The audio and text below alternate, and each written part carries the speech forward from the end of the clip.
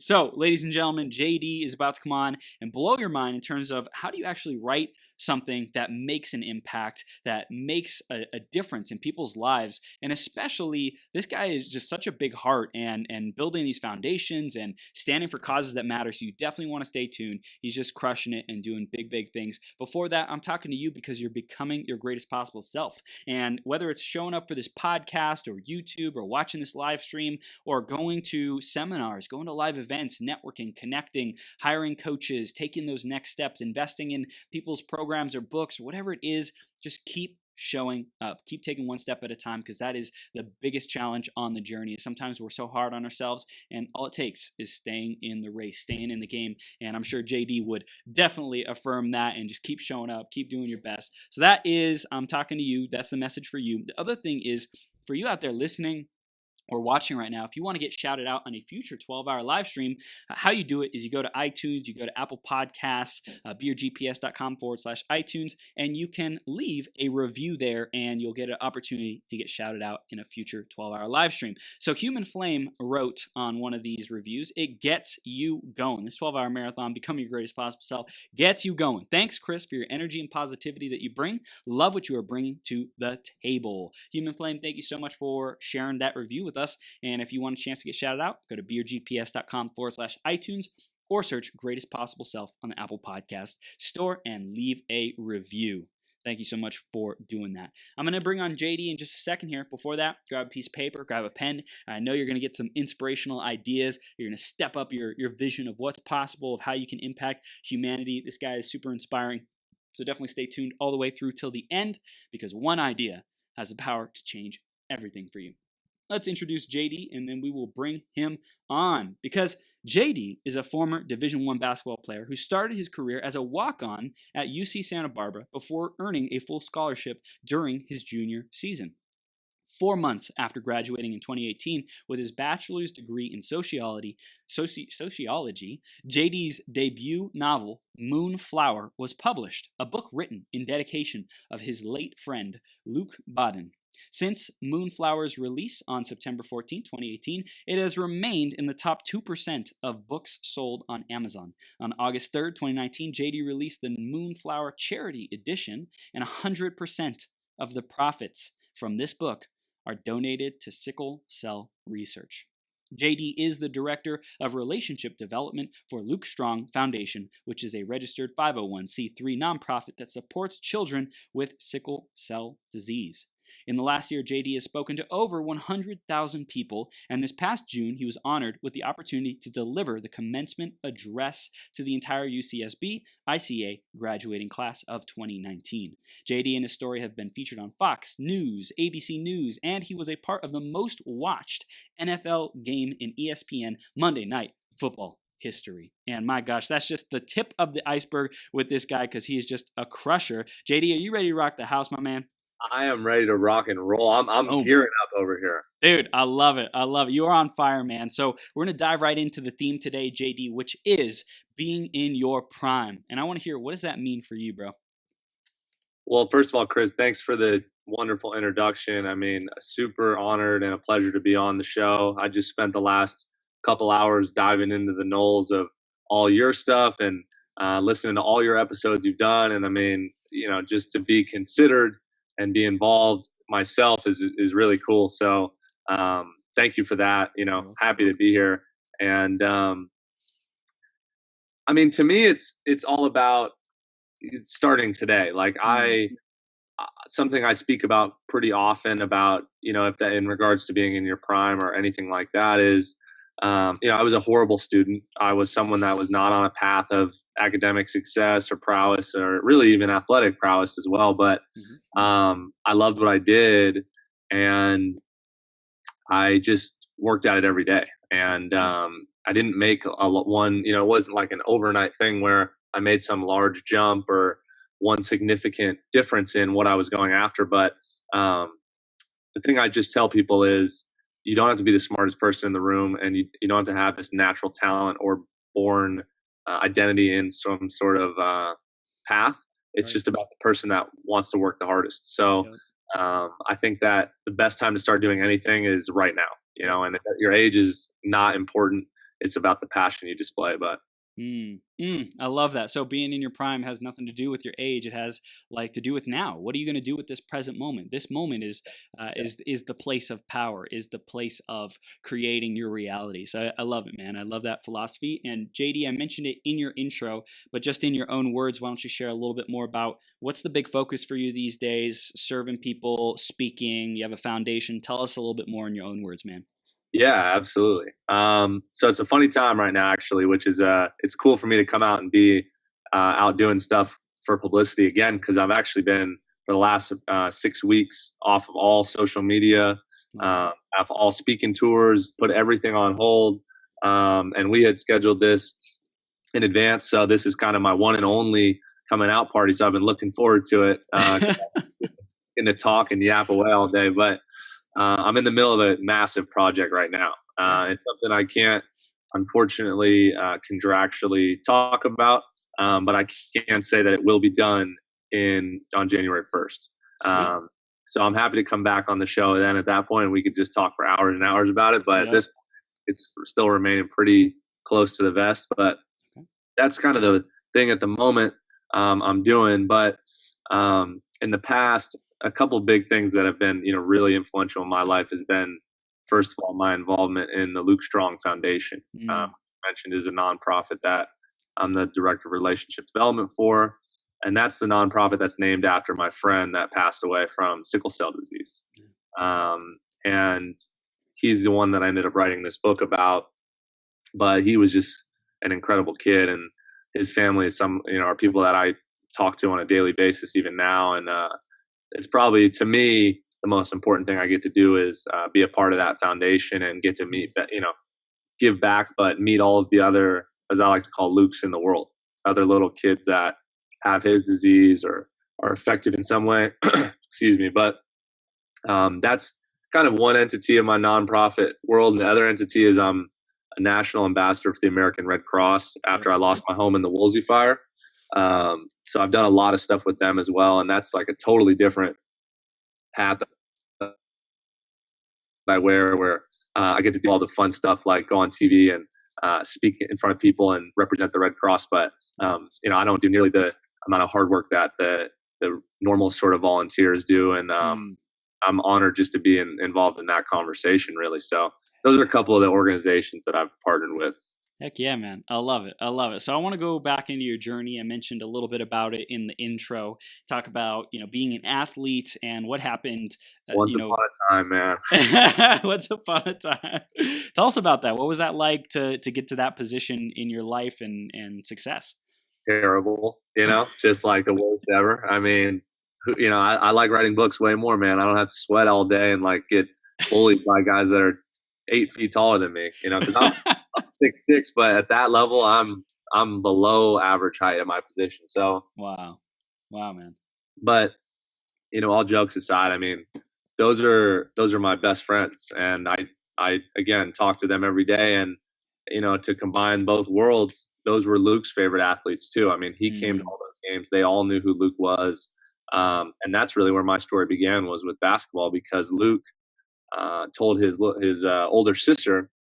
So I was a senior in high school at Oak Park in Southern California, and his sister was a sophomore, and he was only 6 years old, and he went to every single one of my high school games, and he didn't miss one. And I'd never met him before. And his sister came up to me after one of my games and said, "Hey, my little brother wants to meet you and play basketball with you." And I was like, I'm sure, like, I'm some big deal. Like, I'm pretty busy, like, I don't know if I have time or whatever. And, but then she hit me with something that, now 8 years later, still shaking my world up completely. And she said, the last thing my little brother wants to do before he goes into the hospital for a full year of isolation for a bone marrow transplant is meet you and play basketball with you. Wow. And that sort of was the catapult for this whole relationship. Damn. So what happened in terms of your mindset, and like, what did you see shift? You mentioned kind of you were the cool kid on the block, and then after this conversation, I think you got a little bit more real with like, what does it mean to be a human being? What does it mean to connect with people? it didn't happen initially. And I think that's only something I've probably come to admit more as I've gotten more comfortable talking about this story is, I wish I could say and sit here today and say, yeah, like after she told me that, I was hanging out with Luke every day and we were best friends. I mean, I was still, kind of that self-centered dude. And it was a gradual thing. Like it didn't happen overnight. And unfortunately, kind of what I realized was once Luke passed, so he died 4 years later after that, he was 10 years old. I just said, forget it. There's got to be more out there. Like I owe it to him to try and do something bigger with this. And I think that was when the big shift sort of happened. But for me, I look back at my career and even my final year as a basketball player was the most important thing I got to do as an athlete was meet Luke and meet other kids like him. And that's what I remember, not the points I scored or the games we won or any of that. But and I think that, was because of a great friendship I gained through athletics. Yeah. And also the trajectory of your life was completely altered because of that. So, I think it's interesting, the seeds that are sown sometimes don't initially, we can't immediately see the fruits that of all the efforts that we're planting, like for me doing this 12-hour marathon for 3 years, like I didn't see crap from the very beginning. I was like, what am I doing? But like after years, it's like you start to see the momentum. So like what started changing about your activities, about how you looked at life, in the end of college and then beyond that, like what interests, what hobbies, what as far as professionally, I know you started writing. Tell us a little bit more about that evolution. Yeah, and I think that's a great point, Chris. I think that's the crux of it all. Like I was having I'm going to answer your question, but I want to point this out too. I was having a conversation with a friend of mine who was a younger kid, and he was really struggling with sports. And he's followed my story very closely and seen a lot of my success. And I was catching up with him, and this is what I said, and I think a lot of people could probably relate to this, is I said, dude, like, you probably see that, I go on TV like once every 4 months, and you assume like I got it going on, and like it comes super naturally, and that like these people are contacting me, and that's I called it to him the Instagram version of it. I said that's the Instagram kind of perfect world scenario, right? And I said, dude, that could not be farther from the truth. I said, for every time I get to go on TV and do anything, if I get to go on TV once, you can count on probably 15 other places turn me down. And you would never know that had I not told him or, mentioned that. But that's everything in life. I mean, people have to realize that these things do take time. And, the people that are bought in from the jump and do it for the right reasons are the ones that last. So I think that's a great point you make. But for me, it was such a kind of organic, holistic approach to writing. Like how the story goes for me was Luke passed away, and I really kind of locked myself in a dark room and cut out a lot of my social life that was kind of getting too much. And I just dedicated myself to basketball. And I had the best season of my life, like starting, earned that scholarship, was playing tons of minutes. And on the outside, I bet everyone was, again, kind of like thinking, yeah, he did it. He made him proud. What a great story that is. And but I was sort of looking around the gym going like, this is it? Like, really? Like, this is, I gave up everything to just play more. And that's when I knew basketball was really just going to become a footnote in my career. So I started writing a book just to kind of occupy the time. Like I hand wrote the entire first draft, which was 400 pages of my book. And just as a way to kind of remember my friend and deal with that loss. But it started off as just something that was just kind of for me. And then it became obviously, my life's just a mess ever since then, pretty much. But what when you wrote the story, like, what did you learn about yourself? What did you learn about life? What did you learn about how your relationship with Luke? I think I learned so much, and learned is the wrong word. I'm still learning. Like he's been gone now for 3 years. He would have been 13 last May. And I swear I still, hear this kid in my head giving me crap for not, getting into the office early enough today, or like getting into something. And he's still very much part of my life, maybe more so now than ever. And I'm still learning. And that's a pretty cool thing, I think. But the thing I think I learned about myself was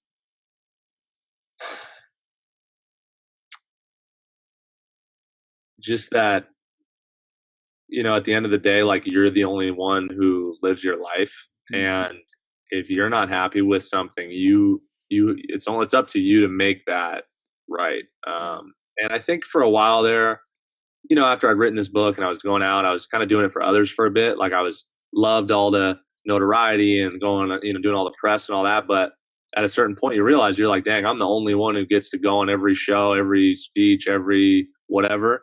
And I had a new focus after that, because I realized, like, this is so much bigger than just something that is for, maybe even just Luke and I, but this can help a lot of people. So I learned a lot about that process in that way. But yeah, I mean, and still learning, still much more to learn. So always, man, there's always more growth to experience. And I think, for me, what I've experienced with writing things is it improves my communication ability. So you're always learning, right? But you're able to put it into words more effectively. And especially with you speaking to different audiences, going on TV, doing interviews, to be able to articulate it, writing, I think, is so important to one, increase the confidence and the verbal, like, fluency of how do I actually communicate this story? How do I give a tangible deliverable to express my emotions? And like, the amount of emotions that I'm sure you've gone through, the roller coaster of emotions just in life. I know your house, like, you had to lose that, and like all these different experiences that you have. Like, what are you able to communicate about it so that it actually makes a difference for other people? And now you're like speaking for Red Cross and doing all these cool things because you started to learn how to communicate it, man. Yeah, a great point. Well, I think you learn kind of the simplification too. Like, you want people to be able to take away certain things. Like the story I always tell people with Luke, and it's actually on the first page of my book. It's the last words he ever told me was just to smile more. He always used to say, Jay, you got to smile more. You don't smile enough. And so on the first page of my book, it's entirely blank. And then in the corner right, like, the whole page is blank. And then just the last two words in the page are smile more, period. And I always tell people, like, I've given 45-minute keynote speeches, and although I would love if they remembered every single word, I know that's never going to happen. No. I tell them, I say, if you remember one thing, it's remember those two words, smile more. That's it. And I've had a pretty good feedback on that, saying people really take that home and apply it. So I think you want to have complex and grandiose kind of themes, but you want to give them also something that they can take home and have forever. Yeah, and I think that goes back to our theme of today, which is like writing one page a day. Start with the basics. Start with doing the drills to get the skills. And so I know that's a philosophy for you. Can you tell us how that came about? How did you learn about that and start to implement that? Yeah, I had a professor at UCSB who was, I mean, I can't stand the guy. He's terrible. Like, I talk about him all the time, and I don't even think he should deserve this credit, but I give it to him. His name was Maishi Bernstein, and like I said, he's just the worst. But he used to always tell us, if you write a page a day in a year, you will have written a 365-page book. And I was like, in the back, flirting with the girls, like, chewing bubble gum, like, I could care less. But 4 years later, after I'd written a book, he was the first person I called. Wow. And I said, hey man, it's good to see you. And he's like, I don't even remember who you are from my class.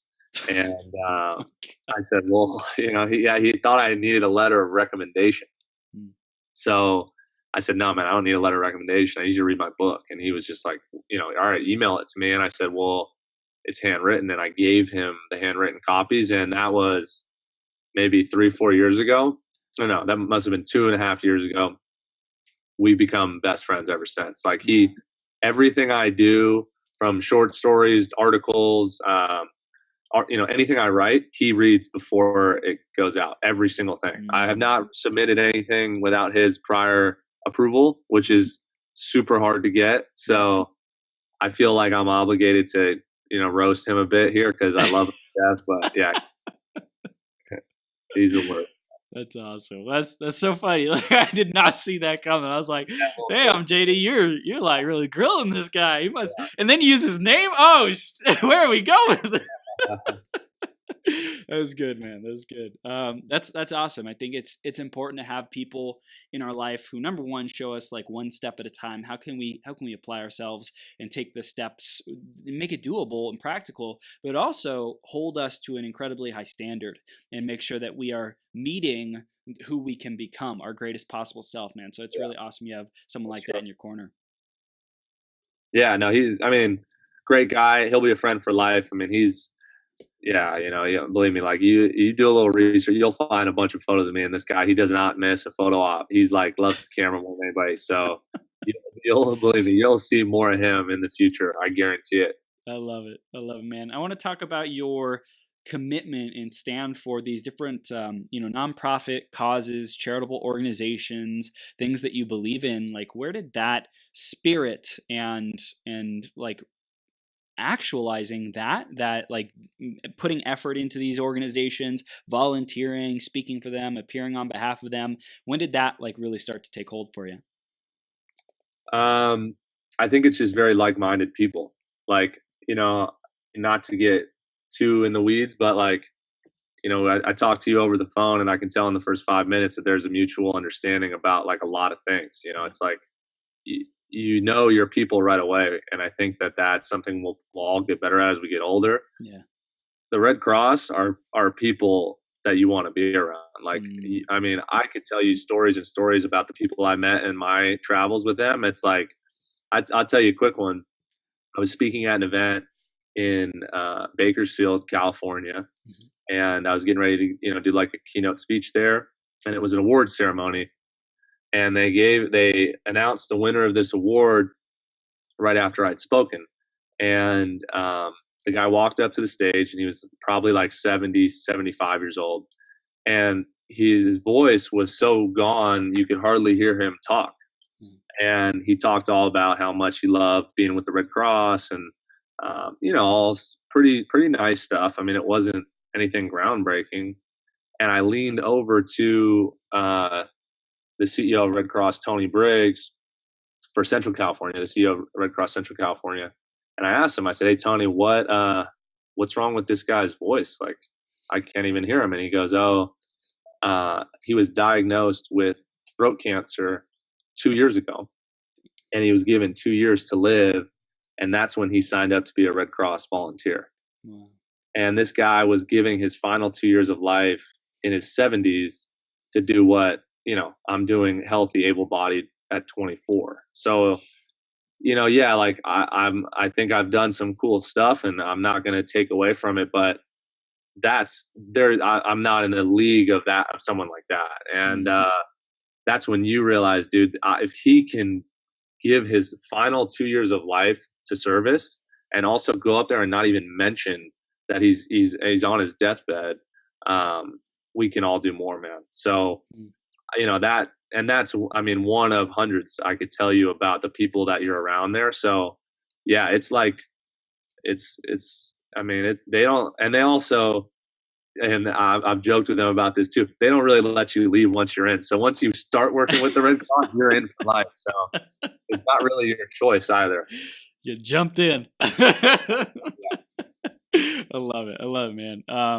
That's great. I think I want to talk practically. What can people start doing today to make a difference and to, serve in causes that they believe in? Where do you recommend people start? Yeah, I mean, great question, and I think something that is important to speak about, because everyone's path is different. And I was not doing stuff like this when I was in high school or middle school, but now I'm doing it all the time. So I think that what I always tell people is, keep your ear to the ground.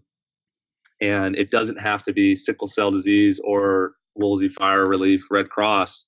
It could be anything that you're passionate about. I mean, there's a lot of things that we need help with, like from political, environmental stuff to, the smallest other random diseases and suicide prevention. I mean, it's like you find the thing that makes you really want to get up in the morning and support that cause. The other thing I think is so important is the idea that if you impact and help one person with all of your work, worth it. Yeah. And you cannot lose sight of that ever. I mean, that impact is, it's groundbreaking. And I can say that because I was the one that experienced that one person. Luke was the one that did this for me, so, and he probably didn't even realize it. And, sometimes you feel like you wish you're making a bigger splash, but I think that you got to remember that, like we talked about, it's a slow build, and one person is not a waste of time. Yeah, dude, I love that. In the beginning, I said, as long as one person gets an impact, gets some new perspective, gets inspired, gets encouraged from this interview, then it was a success. With every guest, I set out to have that accomplishment. And I also want to talk about like people getting involved with whatever is passionate for them, whatever is important to them. Like for you out there listening or watching this right now, think back to your challenges, your breakdowns. Did you have a broken home? Did parents leave you? Did, different things happen? Did you grow up in poverty? Did you, whatever? What were those pain points for you? I think when we look at that, we didn't, in my opinion, we didn't randomly experience challenges, obstacles, and traumas in our life. No, they are there to serve us. They're there to lean into and also to guide us in terms of, where did we experience the most pain? What do we care about? I know someone who's been through something similar to me. I'm going to go help that person. And I also love how you said, don't really focus on the big splash. I mean, that's great. Like if it happens, awesome. And focus on how can you actually go make a difference in someone's life? What can you do to really be there for them, to care about them, to hear what they're going through? Because oftentimes when people are going through difficult times and challenging, traumas, different things like that, they just want to feel like they're not alone. They just want to feel like they're not broken. It's not hopeless. And, some of them are on the verge of giving up on life. So to give them the space to feel like they still matter and that there's a light at the end of the tunnel, I think is one of the most valuable things we can do as humans. I wholeheartedly agree, for sure. I think that touch, is so undervalued. And honestly, I mean, I know some people need it more than others. Like I know I can go a long time without it. And that's kind of a trait I've gotten stronger at. When you spend a lot of time writing, it's like you're really in your own head working on things. Not everyone can do that. Some people need that kind of stimulation and reach out more often. And I've understood that in, friends and family that like I'm not always super connected to. And so those things are important. People need that at any level of friendship. So yeah, it absolutely makes a big difference for sure. I love it. Do you think, what's your thoughts about writing? Who should write? Who shouldn't write? That's a good question too. And one I've never been asked before, actually. I don't know. I mean, this might come as a surprise, but like the cat's out of the bag. I've said it a lot. I'm not talented at all. Like, I don't think I'm a great writer, great student, great mind. It's funny. I was thinking about this when I was coming on the show today. I have a little board above my desk and I'm looking at it right now and I write a quote on it every day. And today's quote is, "I have no special talent. I am only passionately curious." And that was Albert Einstein. Wow. And I would second that and retweet it and repost it times 1,000. I mean, it's like, you know what? I think everyone can write. I think everyone can do anything that I've done and anything that any great artist or musician or person has done. I don't think that that's like a natural, either you have it or you don't thing. It's just how are you willing to put in the time to get really good at it? And more specifically, what I tell people that want to write books or get into, something similar to what I've done, I tell them that to think about the worst thing that has ever happened to them and write about it, because that's a way to not only help yourself deal with something, but that's a way for you to see how emotionally colorful your writing can be when you're writing about something that's so impactful. Oh, I think that's great. I think everyone has the opportunity to write, and it's just a question of if they will. Number one, is that a aligned self-expression for each individual? Because some people might just want to journal a couple Yeah, things they of express gratitude. differently, right? Yeah. So it's like some people might just want to journal a couple things of gratitude in the morning, and like Yeah. that's your self-expression. Some people might want to speak. Some people might want to, look at a dream board or a vision board, and some people, might want to write a book. I think the people who choose to own their story and become a student of how do I leverage my story to serve others. Even if you're not going to be a speaker, leader, influencer, whatever, author, whatever it might be, to simply be aware of how do I communicate the things that have happened to me in such a way that it actually makes a difference for others. I think everyone, in my opinion, every single person on this planet, it would benefit them to take that on as being a student of their own story and how to communicate it. Yeah, I never thought of it like that, Chris. And I have to say, I applaud you. That's a very good point. I never realized that, but I think you're totally right. It doesn't have to be like, book form, but there are so many different ways where you need to have that sort of skill and ability to kind of articulate your story, because Yeah. that people need that. I mean, one of the best books I've read is called "Tell to Win" by Peter Guber, Mm-hmm. and he wrote he's the owner of the Golden State Warriors. He's a major venture capitalist. He's like a Forbes top 100 wealthy entrepreneur guy. But anyway, the whole book is about how he feels like in his business ventures and in his life, every time he got too deep into like spreadsheets, data points, business flow charts in a business proposition, Mm-hmm. said 90% of the time, no matter how good the numbers lined up or how impressive everything looked, the deal never happened. But every time he focused on telling a story accurately, it worked almost 100% of the time, even if the odds were against him. And then basically he was just saying, like, no matter who you are, what business you're in, the better you can tell your story, the more successful you'll be. Yeah, it's a great book. That's Tell to Win by Peter Guber. Mm. Quick read. It goes to these kind of four fundamental things, these core things like how to win friends and influence people. Dale Carnegie, right? Yeah. Like that stuff is so fundamental. And oftentimes, I know I've noticed myself say, "Oh, I know that already. I've already done that. I've already read that book." And I was talking to Jeff Blades earlier, and he's like, "Well, how would you actually do on a test on this information? Like, would you actually say that you know it, you've memorized it, you live it?" And I think that even studying our own journey, we still have blind spots about what happened, the things that happened to us, who quote unquote did us wrong, and what these things were that happened that we use as defining points to say, like, I am this way because. And if we get into the creation mode of saying I am this way because, and we use an empowering reason, then I think that's super important to be the creator of our reality and to shape our life into being whoever we want to be, whatever our greatest possible self is. Amen. Yeah, man. This is gold. I want to talk about speaking in front of schools, in front of students, in front of people. You spoke in front of 100,000 people over the last year or so. Tell us a little bit more about how you have evolved as a storyteller, as a speaker, someone who speaks in front of large audiences. Well, so you start with like decaf coffee, like your first couple of pieces, and then you kind of get towards like, that tall coffee, me, and then it's like you're doing Red Bull, Monster, like that's what I ended up being at. And then it's like, dude, I started banging Red Bulls before every speech because I would do like one a week. And it got to the point where I was doing like 3 or 4 a week, and I was like, JD, you can't drink a Red Bull every time you speak if this is going to continue to build. Like, you got to figure this out. Wow. Which is so don't do any of that. That's the worst. That's like the worst thing I ever did. Oh my gosh. But no, it was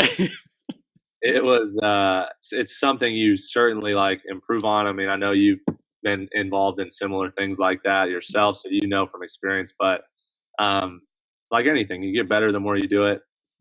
Um, and any chance you get to speak in front of people, whether it's 10 people or 10,000, uh, is a total blessing, and it should not ever be taken lightly. And you should treat every time you speak like like it's your last speech ever.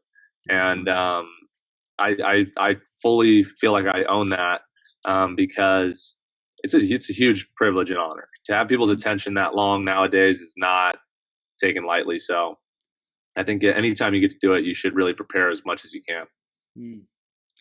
When you go to speak, like what is your biggest intention that you step onto the stage, into the spotlight with, and how do you deliver on that? I want them to walk away with a good understanding of not who I am. That's not my goal. I'm not up there to say, hey, like, this is how I got from here to here to here. Although that is a part of my speech, that is absolutely like the text, the subtext of my speech is what I'm really trying to get at. And that's to outline the fact that you do not, like we talked about, you do not have to be someone that is like going to be the next chemical engineer to be successful. I mean, I'm always just trying to tell my story in terms of, hey, anybody can be me, anybody can do what I'm doing. And in fact, you can all be even better and do more than whatever I'm doing. So that's the goal of every speech, really, is to try and make that point clear in a way and kind of masquerade it in a story about, things I've done, and they change speech to speech, but that's the main point that kind of resonates true to every place I go. Do you enjoy speaking more or writing more?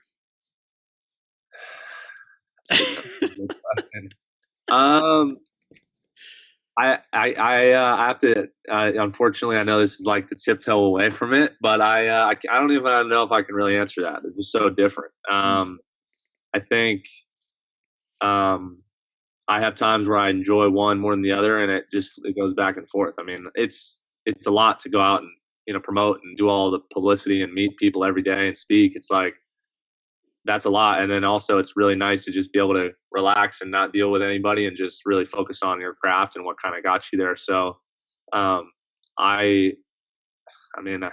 it's tough. I mean, I'd probably have to go with writing over the speaking, just because I think you can only speak and do so much. Your book will live much longer than any writing. And, I think that's something that, even when I'm gone, can be passed around. And, so I think that's probably where my real heart is, but the speaking has kind of become more of a natural thing than I thought. Yeah. No, I think I love the way you said that. I think the speaking is like opens up the doorway. It's almost like marketing, right? Speaking is like marketing. You're getting in front of people and they get to feel your heart. And so once they feel your heart and who you are and you deliver substance as well, they're like, hey, I want to know more about this, or maybe they already had your book and they see you live in person and they're like, man, like JD's a rock star. I really need to dig into this book. And then the book is the opportunity to really get intimate with an author, with a set of, like education and lessons and the curriculum, whatever the point is of the book. It's like a home study course that you can take at your own self pace. And whether you're in the bathroom, whether you're on a plane, whether you're, going to vacation, whether you're, just have a couple minutes in between different obligations or activities or things that we got going on, then like people can access that on the go. And I think that's really valuable, that people can dive into a work, into a philosophy whenever they want. And they're gonna the longest speech is an hour at the most, and any book, like the book, would take you 12 hours to read. So it's hard to kind of even compare the two because one is so much bigger. But that's a good question though, man. I mean, these are questions my boys ask me all the time. Like, dude, are you a speaker or a writer? Like, what's the deal? And I'm like, dude, let's flip a coin and decide right now. I mean, like, I wish I knew the answer. I don't want to get a third occupation somewhere in here. Then I'm really going to be just a mess. But I love it, man. What advice would you give to someone who's younger, watching this video, let's say in their teenage years? So what would you say to them What would you want to impart on them in this interview? Um, I gosh, I mean, not to take a total left turn here with our podcast, but I'm so hurt by all the events happening with these school shootings around the country, Mm. and it's really impacted me in a way that I never really imagined. Um, and not to kind of again put a damper on things, but what I would say to those kids, just in general, because I know that obviously not all of them have had to deal with that, and hopefully no more have to, but uh, they're so young, man. Like you got your whole life ahead of you. I don't know what it is that some of you guys are going through. I was going through plenty of stuff when I was that age, and it gets better, man. Absolutely. Like whatever people feel like their problems are at 15, trust me, like they will not be your problem. Maybe even when you're 16. And that's, I think, the scary thing with these school shootings is that's such a permanent way out of these issues. And I'm very moved by it, and I know it is going to impact my next projects coming in the future. I have a lot of things in mind because of it, but the message to them would just be, again, it gets better, and everyone's kind of going through their own battle, even if they don't seem like it. Some people just kind of just do a better job of hiding it, but just to remain strong and remain passionate and read a lot. People who don't read, I don't know, man, I can't deal with them. I can't deal with that. I love it. I love it, man. What would you tell to parents listening right now? I think that message would apply to them as well, to kind of give their children the space to be creative. I would also say that, to parents, that you can't write your child's future as much as you wish you could. Like I see that a lot now, and I have parents who are like really get in my face about saying, "Hey, like, will you talk to my kid and set him straight?" It's like, well, that has to come from within. I mean, no one made my path easier. I had to kind of go through my own mistakes to figure out, what, like, I need to change. So real change comes from within, and I hope I can be a tool, and you similarly with this platform you've created can be a tool, but ultimately we're just that, a tool. We're not the driving force, so it has to come from them. Yeah, I love it, man. I think what I've heard is common wisdom to share with parents is to just be there, right? Like just be there for your kid, whatever they're going through. They probably feel alone. They feel frustrated. They feel overwhelmed. They feel like they don't belong. They feel like an outcast, afraid of getting rejected, afraid of just not fitting in. And I think that's one of the biggest struggles. And if a parent can just say, "Hey, my door's open. Like, whenever you need me, whenever you need to talk, like I'm here for you." I think that's one of the most valuable things that we can do as human beings for other human beings, and especially our kids. I agree, man. I think that, and it's, easier said than done. Like, I know that obviously we all get busy with our lives, but I mean, I always say this: I'm never going to say I'm too tired or I'm too busy. Like those are the two things that's just like to throw them out. Everyone's tired. Everyone's busy. Like I hate that excuse. And that's something that even parents can do. I'm too tired to deal with that, or I'm too busy to think about that. It's just like, those are my cuss words. I won't. What would you replace them with?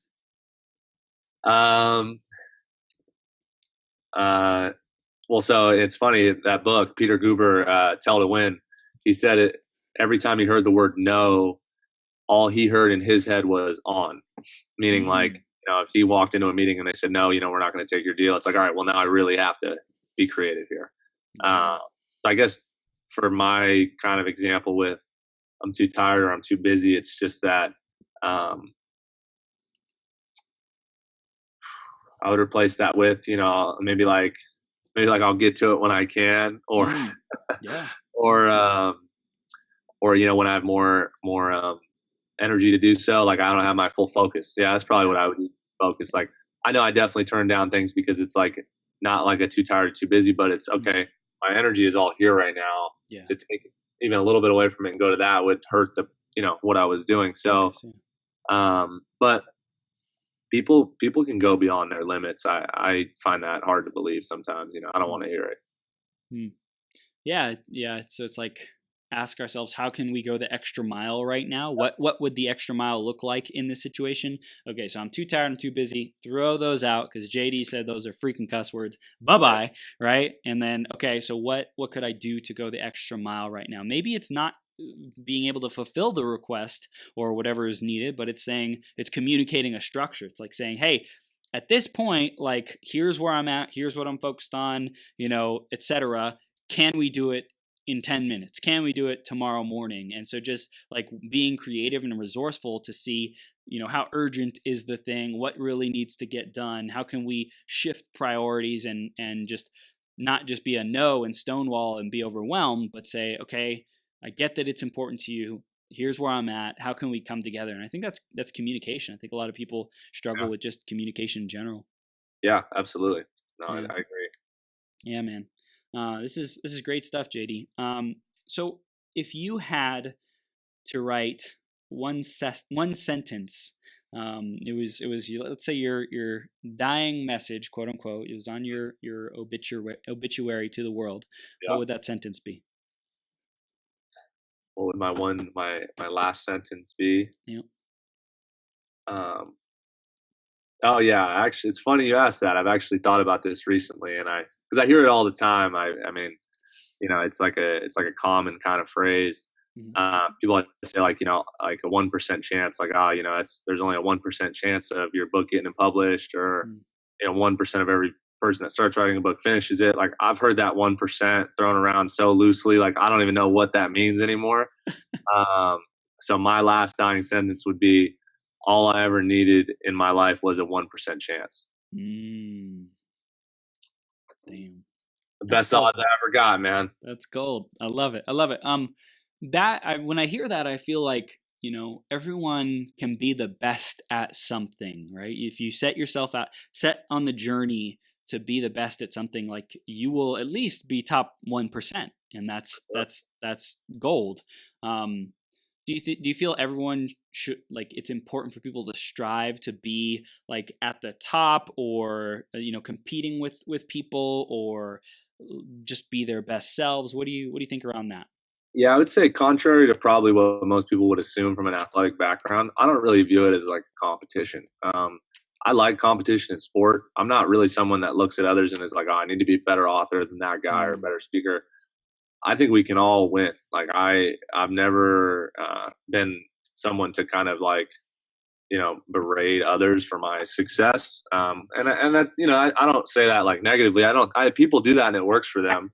And believe me, there's plenty of really successful people that's how they think. And, but in business, I've never really felt like that's a good way to have a mindset of, but I think that, you should just never let the odds of failure keep you from doing something. Like, again, I think, I don't want to butcher the quote, but I believe it was John F. Kennedy said, every amazing idea started off with someone just trying. And that really stuck with me, is like, yeah, man, at some point, Albert Einstein was sitting there going, you know what, I'm going to try and figure out how to do X, Y, or Z. Or every great founder or creator or artist was sitting there with a blank paper. And, right before J.D. Salinger wrote Catcher in the Rye, he was a nobody sitting there with a blank book. Like, I mean, I think that if you don't try at all, then where's the fun in life, man? You only have one, so you might as well try and really go for it. Yeah. You got to a top percentage of book sales on Amazon. I think I said top 2%. What would you recommend to authors out there who want to get their book to a level of success like you've achieved? Vulnerability. That's the word I will take down with me all the way from now until when I'm 188, is vulnerability. If you're not vulnerable in your writing, people can tell right away. And I don't think it's storytelling. I don't think it's who can write the best sentence or the sexiest sentence and best metaphor. Those are good things, and like obviously you want to work on that and be good at it.